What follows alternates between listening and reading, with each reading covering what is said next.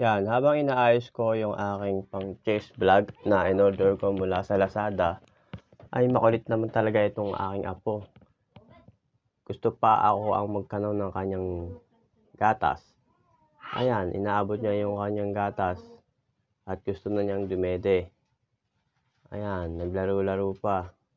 Ayan naman ang aking anak na inutusan kong magkanaw ng gatas na kanyang pamangkin na si Juan Cedric. Ayan, nakikigulo naman ng batang ito. Gusto pang mamapak ng gatas.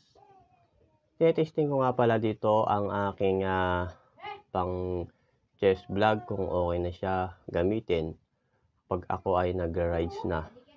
Yaman yung aking asawa na kumain mag-isa na hindi man lang magyaya.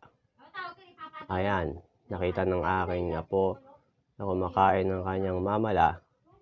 Kaya kinalimutan na ang dumedi ng gatas. Habang abala naman ng aking anak sa pagkanaw ng kanyang gatas. Yan, nakisalo na nga ang aking apo at kumain sa pagkain ng aking asawa. Ayan,